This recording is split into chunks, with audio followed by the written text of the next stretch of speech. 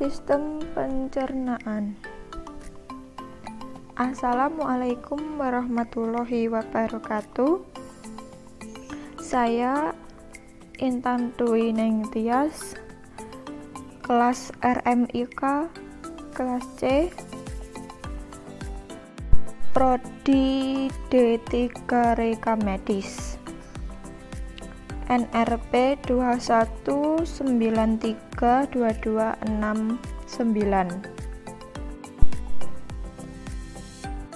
Baik, saya akan menjelaskan tentang sistem pencernaan pada manusia. Apa sih yang dimaksud dengan sistem pencernaan manusia? Sistem pencernaan adalah organ dari tubuh yang berfungsi mengatasi asupan makanan, menghancurkan, menyerap nutrisi dan air, serta membuang zat-zat yang tersimpan dari dalam tubuh. Sistem pencernaan bagi menjadi 7 bagian, yaitu 1. Mulut, 2. Kerongkongan, 3. Lambung, 4. Hati dan empedu, 5. Usus halus, 6. Usus besar, dan yang terakhir adalah anus. Ya, mari kita akan belajar mengenai bagian-bagian dari sistem pencernaan pada manusia. Pertama, yaitu mulut. Mulut merupakan jalan masuk yang dilalui makanan pertama kali untuk sistem pencernaan. Fungsinya sebagai tempat masuknya makanan dan minuman. Secara umum, mulut terbagi atas 2 bagian, yaitu 1. Rongga mulut bagian luar atau vestibula, yaitu ruang di antara gusi, gigi, bibir, dan pipi. Yang kedua, rongga mulut bagian dalam, yaitu rongga yang dibatasi sisinya oleh tulang maksilaris, palatum, dan mandibularis. Palatum dan mandibularis di sebelah belakang bersambung dengan faring.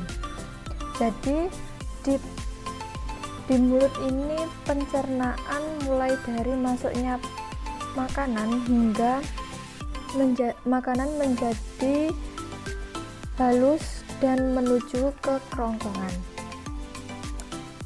Yang kedua, kerongkongan. Pada kerongkongan terjadi jarak peritausik sehingga otot kerongkongan mendorong makanan masuk ke lambung.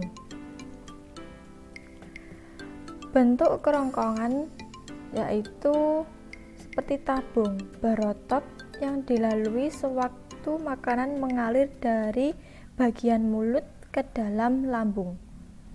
Panjangnya 25-30 cm. Terbagi menjadi 3 bagian. Bagian cervical atau pendek, bagian thoracal,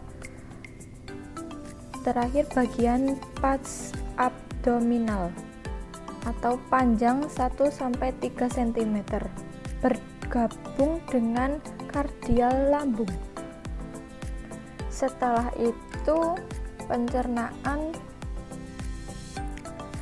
lanjut ke lambung atau gaster. Saat makanan berada di lambung, mengalami sejumlah proses pencernaan, yaitu pencernaan mekanik dan kimiawi. Dinding lambung yang terdiri dari otot-otot terus berinteraksi sehingga makanan teraduk dengan merata dengan getah lambung sehingga sampai berbentuk seperti bubur.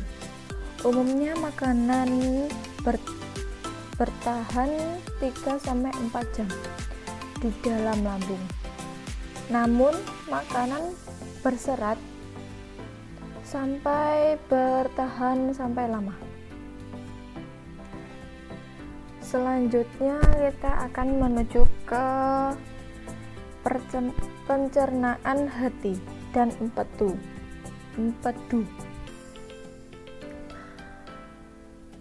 Peran hati dalam pencernaan ada 3. Pertama, sebagai penghasil empedu yang diperlukan pencernaan untuk memecah lemak.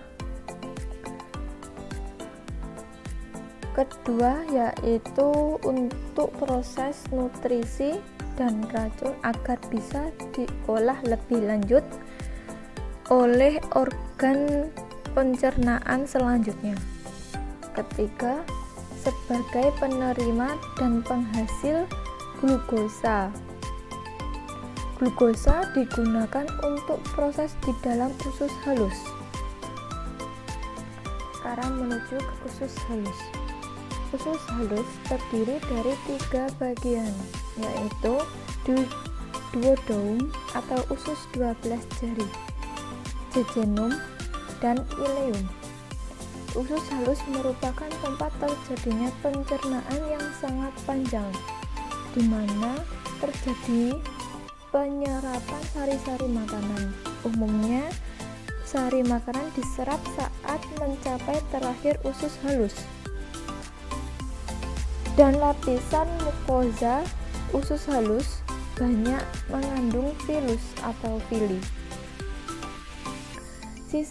Sedangkan sisa makanan yang tidak diserap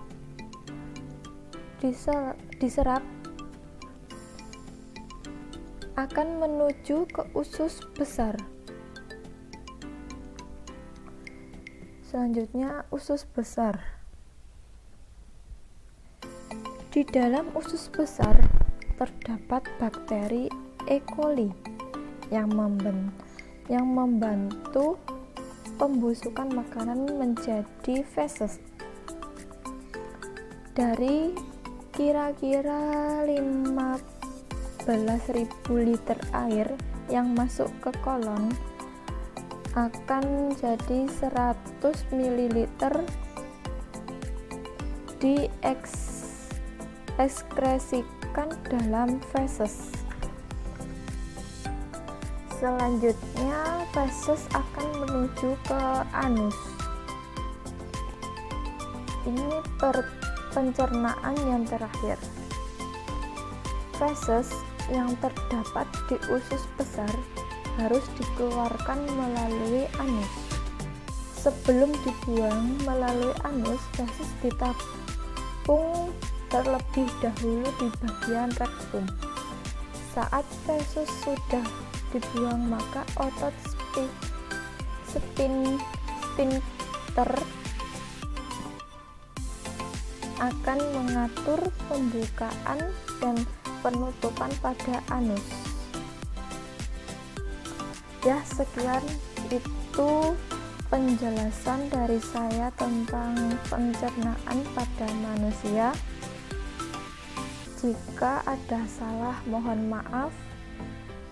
Sekian dari saya. Wassalamualaikum warahmatullahi wabarakatuh. Terima kasih.